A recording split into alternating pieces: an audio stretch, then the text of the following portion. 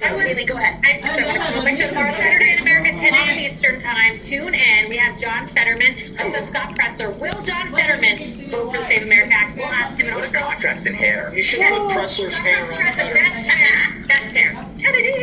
I will be at the Capital City Comedy got some Club garbage in for me? Austin, Texas. Yeah. Now, when you're in a place like where we are right here, right now, which is called Encompass, you get two gentlemen that are great people in their fields. Now, this young gentleman right here, your name is? Me, Mighty Mo. Meeny, miny, mo, Mo's my man, Mo's my man. And your name, sir? Blessing. Blessing. Well, God bless you, and you'll be taking a place for Mo for a night here, so Yes. God bless you and what you do. Thank you. I'll come see you soon. Come and see me. God bless you. Hang in there. Now to other news, New York Democratic Congresswoman Alexandria Ocasio-Cortez says the Trump administration is trying to push an age of authoritarianism. The remarks came during a town hall on the rise of populism at the Munich Security Conference in Germany. Secretary of State Marco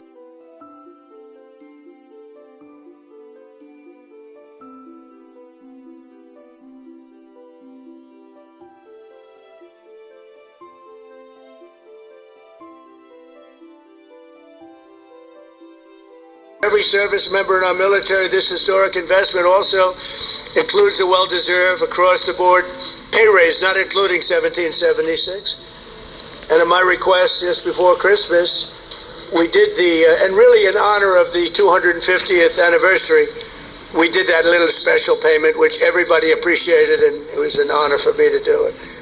As part of the one big beautiful bill that we got approved, which was amazing because it really encompasses all 4 years of the term.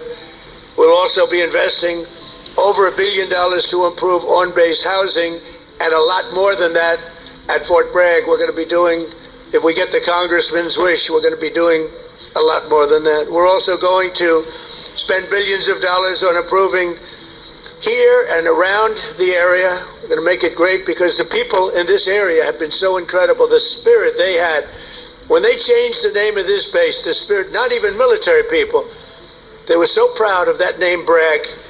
They said we have to bring it back and keep the area safe. It's a great area. In fact, I'm thinking about moving here someday. Maybe I'll move here with our great movie star. We'll move here with our first lady. We'll move to Fort Bragg. Would you like that, darling? She loves you. It's a possibility. Actually, it's not a bad idea because we love it. But we want to keep this area safe, and we can't do that without the leaders. And your ex-governor is not one of them. It'd be a disaster if he got in. And one of the things that I just mentioned and saw, you saw the monster that killed an innocent young Ukrainian girl a couple of months ago, slitting her throat from behind. And this was the man, the governor, that allowed this man to get out and to do that. We don't do that. We don't do that. Everybody knew he was trouble. Many, many crimes. One of the worst pasts I've ever seen. And she sat down. She had her throat slit. And that's not going to happen with Michael Watley, that I can tell you. So I just want to tell you it's very important because our military has to be protected. Our people have to be protected. And they will decimate our military. Every time you come in as a Republican, a lot of Republicans, they come in, they don't do anything about it. I do beyond what anyone's ever done, not even close. To give you all of the equipment you need, we're also purchasing 30 new and modified Abrams tanks. Still the best tank, right? Still? It was named in honor of Stacey Abrams. Only a few very political people would understand that. Congratulations. Thank you very much for a great name, Stacey.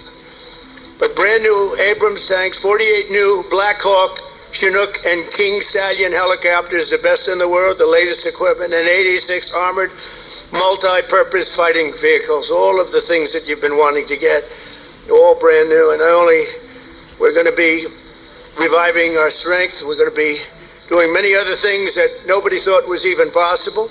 And we're actually using that strength to defend the core and vital interests of the United States. And very simply put, America first. You know, it's all about America first. We were putting America last. These people that were running our country were putting us last. We're now America first. And we'll help other countries We have a very good relationship with NATO, but NATO took advantage of us for many years. We were paying for almost 100% of NATO. Now they're paying their own bills. I got them to pay. We took them from not paying 2% GDP to paying in full 5% GDP. Big difference, like day and night.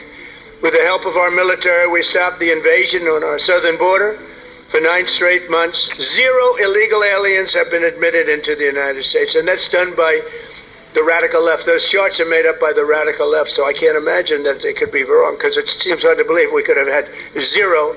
My friends, these are early supporters. I have so many supporters up here. How the hell did you get into the military base? It's amazing. I'm a little worried about that. Let's check security. But no, I have so many. You know, I have women from North Carolina. It's about 50 or 60 of them. And they followed me all over the place. Where are they? Here, they got to be here. Oh, yeah, there they are. They're great. Oh, there they are. There are sometimes 50. And I don't know what the hell's going on with their husband, because they're, traveling to California. They're all over the place. But they've gone to almost 200 rallies. And it's so great. It's so great. We have Susie Wiles here also, who's the first female chief of staff, and she's done a fantastic job, and she's standing right next to those great patriots from North Carolina. No, they would go all over. It didn't matter where I was. Sometimes I'd see them, like I made a speech in London. They ended up being, they must be pretty wealthy. That's all I know, because they do a lot of traveling. But thank you very much for being here and for your support for years, because they were there right at the beginning, 2015, even 2015, before we started. Some of them were there before I even announced. They said, he'll be a good president. We need a good president. But they're amazing patriots. Thank you very much. Appreciate it. And last summer, I ordered devastating strikes on Iran's key nuclear facilities, and something that was called Operation Midnight Hammer. That's exactly what it was. 1 o'clock in the morning at midnight with no moon. You couldn't see a thing. And I got the message, sir, they have entered Iranian airspace. And I got to see it all at take place. It was amazing. The B-2s, the flying wing. And I didn't understand the B-2s until then, but now I understand it very well. So does he. We just ordered a lot more. The super duper new model, right? But they flew in, they were totally undetected. And those pilots, I met the pilots, I had them down to the White House, the Oval Office. I gave them all medals, actually. And I said, did you really like doing this stuff? They're flying into very hostile territory. And they said, sir, we couldn't wait. In fact, they wanted to wait. You saw what was happening. People wanted to wait, and the pilots and their commander called me and said, sir, we're ready to go. Don't worry about that. That weather's nothing. We want to go, sir. We want to go. Now, if it were me, I'd say, take it easy. Let's relax. But, you people have a lot of courage. Amazing, amazing. So we gave them medals. But that was Operation Midnight Hammer, achieving total obliteration of the Iran nuclear potential capability, totally obliterated. And think every single one of those 100,000-pound bombs hit its target, which happens to be an air shaft that goes directly into the facility. I don't think they'll be building air shafts anymore. That's not a good concept. They wanted to get a little air. They wanted to get a little fresh air. It didn't work out too well. No other country on earth could have done what we did. No other country has the weapons. No other country has the skill. No other country has the guts. And no other country has the extraordinary warriors that we have. We have the best warriors in the world. Because you can have the greatest equipment, but if you don't have the warriors, the equipment doesn't mean much. Last month, we proved this truth once again when some of our greatest soldiers, right here, to ever live, frankly, successfully captured the outlaw dictator of Venezuela, Nicolas Maduro, and brought him back to face American justice, where he's now, right now, waiting. And that was an amazing night. People saw that. They've never seen anything like it. It's a pretty military country. It was a big base, one of the biggest bases in South America, where he lived. And it was in a matter of minutes before he was on a helicopter being taken out of there.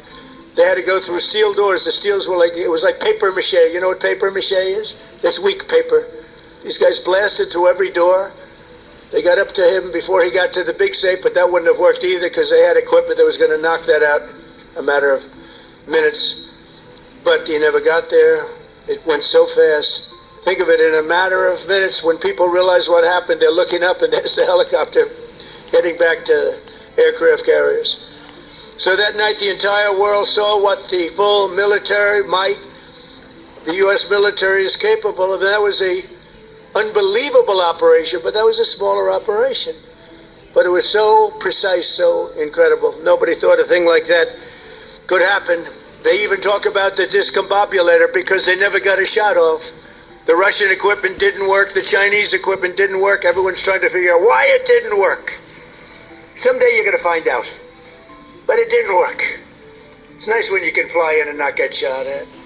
Although we did have 3 helicopter pilots who were wounded pretty badly in the legs, landing, and a couple of machine gunners seemed to have made it through the thicket of bombs, but they were taken out rapidly by our snipers who were stationed on platforms, actually unbelievable helicopter platforms all the way the line, and they were taken out immediately. And those pilots were incredible and really brave. I may see some of them very shortly. They were hit pretty bad in the legs.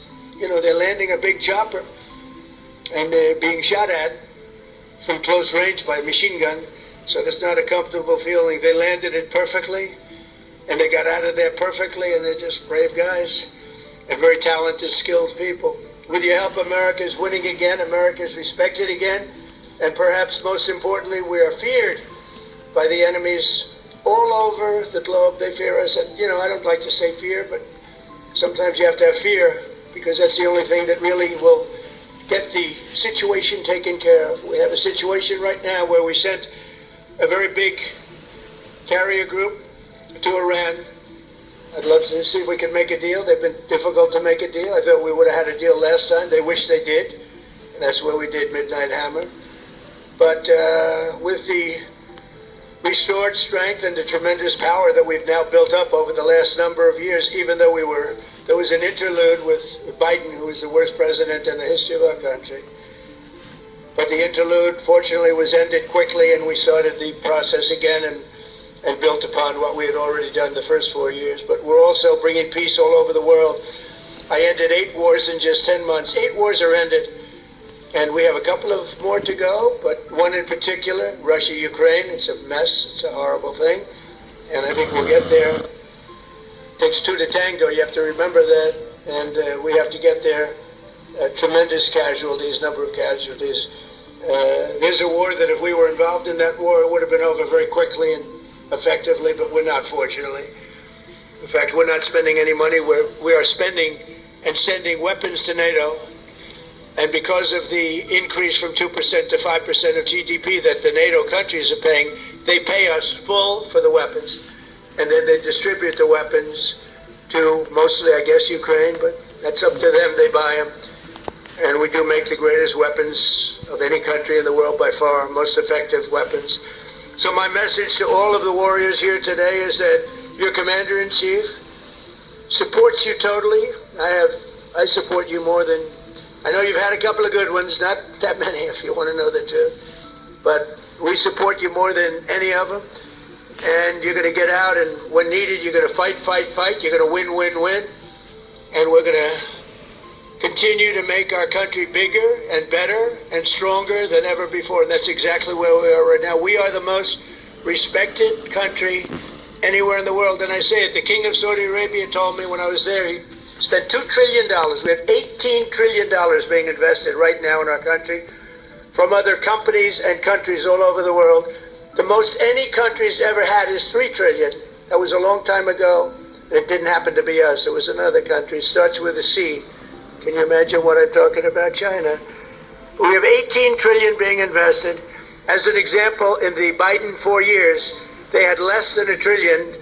Think of this, less than $1 trillion over 4 years. We have $18 trillion in 11 months because we haven't gotten the final numbers on the 12th month, so that's only going to go up. There's never been anything like it.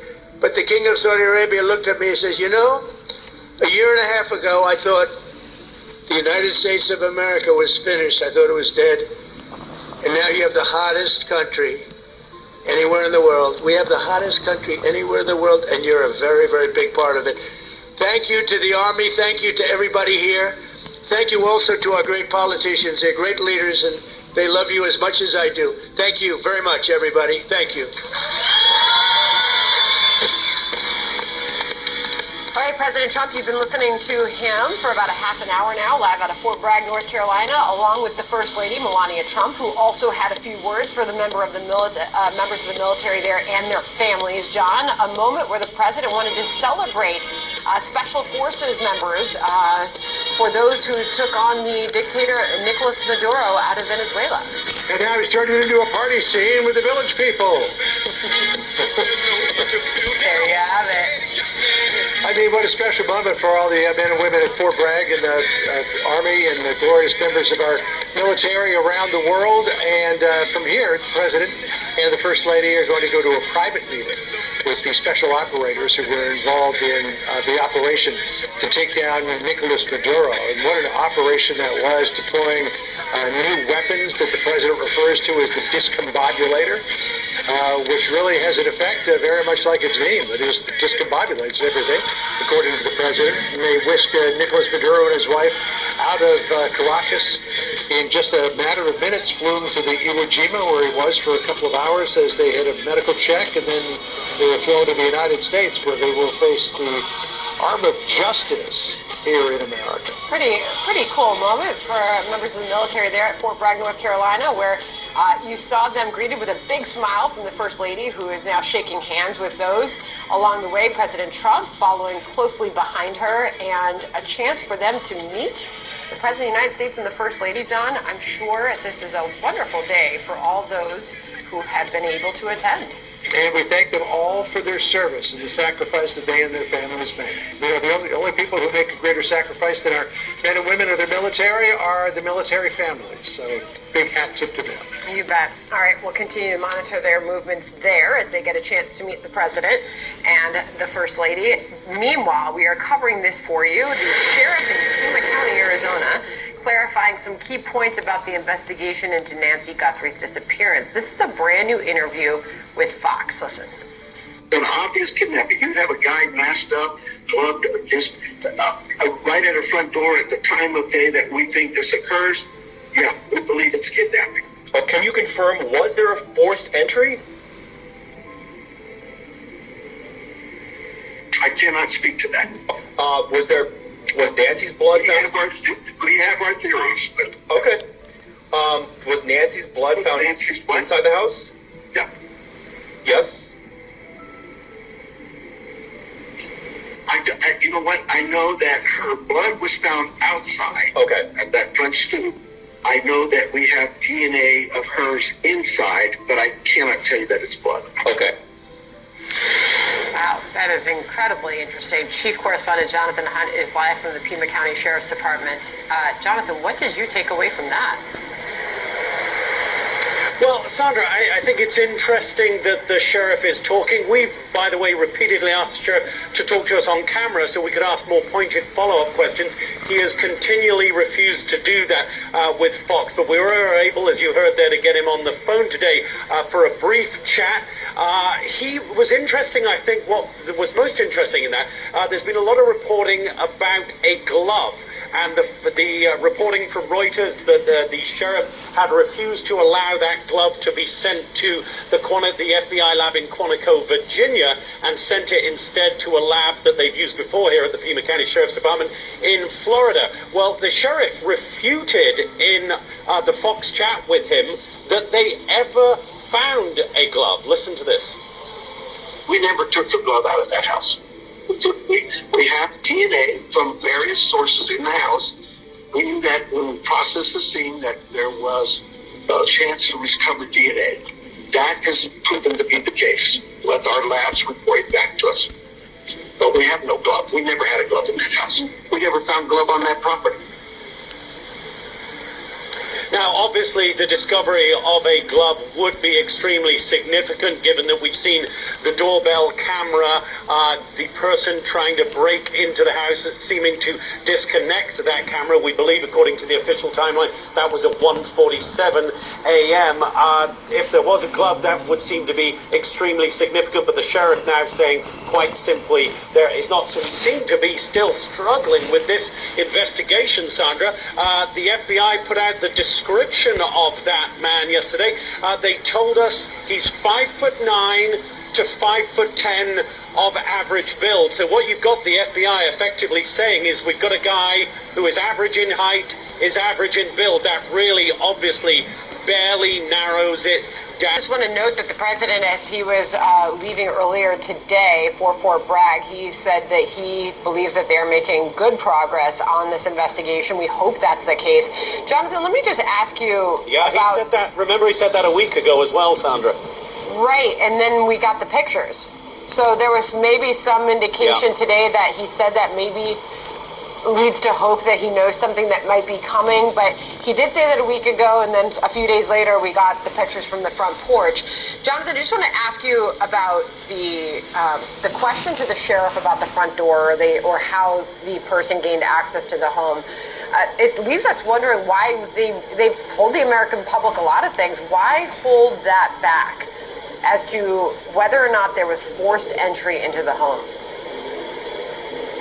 Yeah, it's interesting that the sheriff, in conversations that he has had with various media outlets and in his press conferences from day one, has refused to confirm whether or not there was forced entry. It was pretty obvious to us from day one, looking at the front door, that there was no breaking of any locks or anything on that door. You could see that there wasn't any damage to it. It always looked to us like it was simply the removal of a doorbell camera. Now, if you go round to the right-hand side, as you look at our drone there, I'd be looking at the left-hand side because we're looking at the back of it. You go around that side, there is a blue door at the back that had a floodlight over it that was damaged, and then towards the pool area there's also sliding doors. So it is possible that either the back door or the sliding doors were left unlocked. We simply don't know the answer to that, Sandra, and why the sheriff and the FBI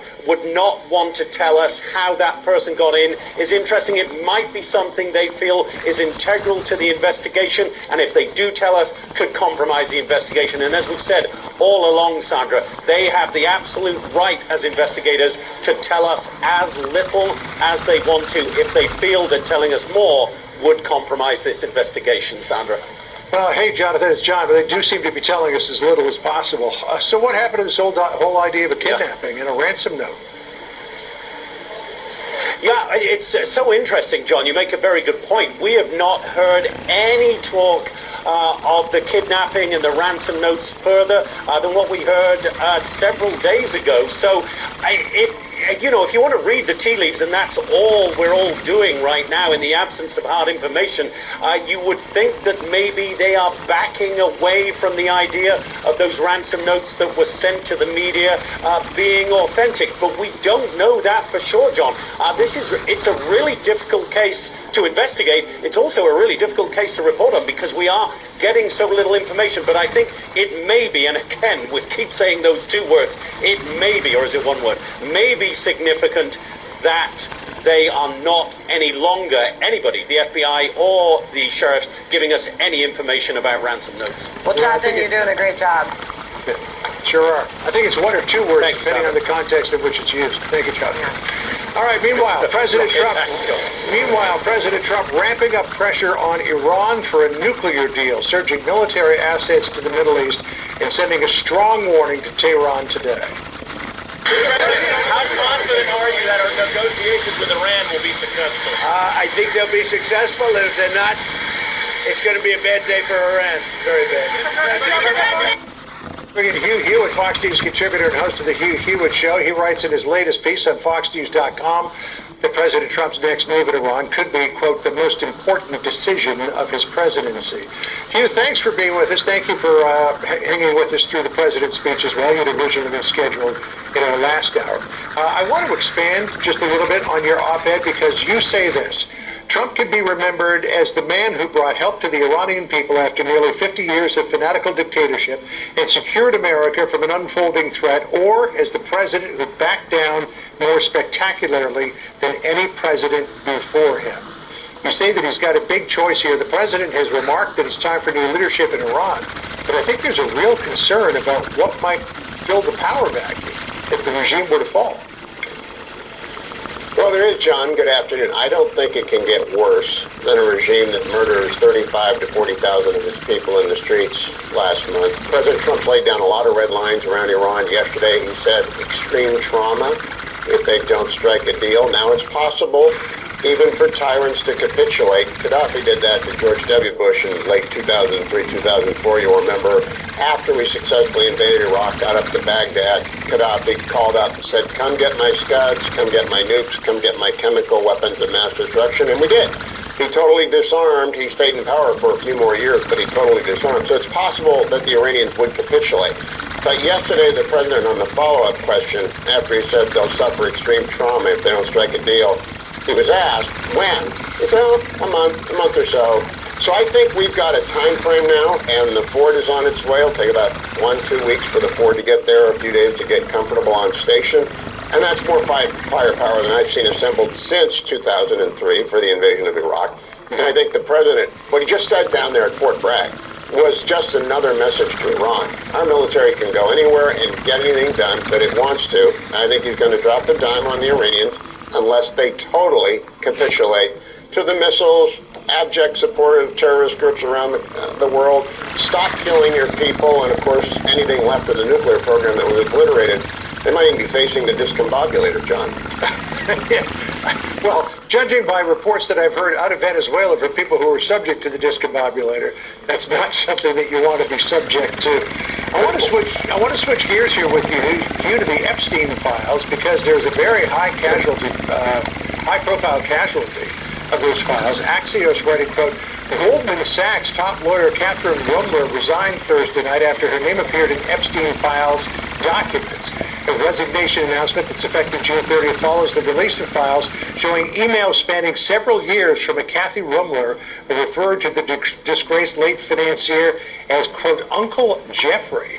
She was not only Goldman Sachs chief counsel, but she was deputy White House counsel in the Obama administration. And when we think about the Epstein files and casualties, you would presume that it would be men who would be most vulnerable, not a woman.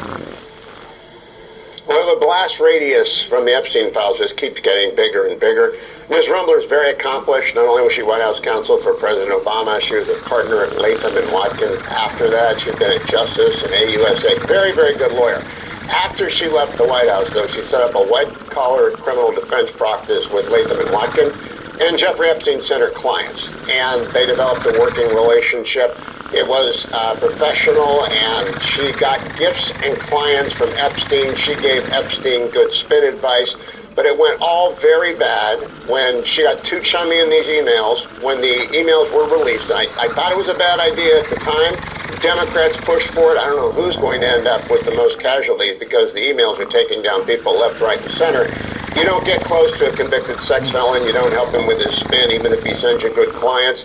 So Ms. Rumler is a very fine lawyer who had a very bad set of instincts regarding Mr. Epstein and whether or not she ought to be giving him advice. She wasn't his lawyer, but she gave him advice on how to spin his legal troubles in 2018, 2019, something like that. And finally she said, for the better interest of Goldman Sachs, she did the right thing. She walked the plank. Always put your client in front of yourself. If you practice law, you know that. But I don't think she's going to be the last to go overboard because those emails are horrible. Right. You know, Michael LaRosa, who's familiar to many people in this program, put out on accent, another Democrat bites the dust. How many more D's will be embarrassed right through the mother declared guilty by association for pushing for these Epstein files to be released? Hugh, great to have you with us as always. I hope you have a good weekend. We'll see you soon. You too, John. Thanks. Thank you. As you can see, all these pretend Christians, all these comfortable white people who are living lavish, comfortable lives while children are dragged into concentration camps. Right now, several anti-ICE agitators and Don Lemon are in federal court accused of storming Sunday services at a Minnesota church last month. Shannon Bream is here. She will weigh in next. Allergies keeping you up? Take Zyzol at night. It lasts up to 6 times longer than Benadryl, relieving allergies the entire night. So you wake refreshed for a productive next day. Be Zyzol. Take Zyzol at night. Don't kibble your dog. Hey, Dr. Marty. Hey, back. What's wrong with this? Let's check it out. It's still kibble, which means they're ultra-processed. At Dr. Marty, we freeze-dry premium meats, fruits, and vegetables, and they're gonna love it. For some, 4:30 a.m. is sleeping in. All this, it only looks easy because we've done it 1,000 times. And winning, we know a thing or two about that. Success is no accident. It's earned every day when it comes to the mountain or investing. It's why at Stifel, we're proud to support the Stifel USE team because they chase their dreams. The Stifel USE team, where success means success. These bills are crazy. She has no idea she's sitting on a gold mine. She doesn't know that if she owns a life insurance policy of $100,000 or more, she can sell all or part of it to Coventry for cash, even a term policy. Even a term policy? Even a term policy! Find out if you're sitting on a gold mine. Call Coventry Direct today at 800-496-9200 or visit CoventryDirect.com. Joining us is Dr. Drew from the Wellness Company with advice for dealing with seasonal colds and flu. Doctor? Cold and flu season is here, and every year your loved one I'll gets call you sick. back The later. doctor can't see you. Waiting in a crowded urgent care is brutal. This is a particularly bad cold and flu season, and it's why doctors suggest every family needs an emergency Course of this investigation, it has to be some.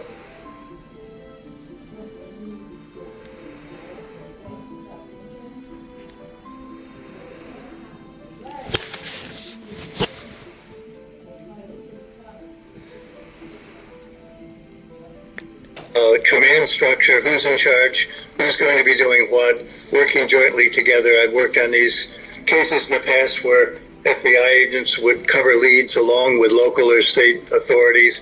We would work. Will be rushed to your door. Thank you, Doctor. Will new DNA evidence lead to a suspect in the disappearance of Nancy Guthrie? We have the latest breaking details, all happening live tonight on Hannity. So why do you want this job? I really enjoy being a housemaid. For the right families, of course.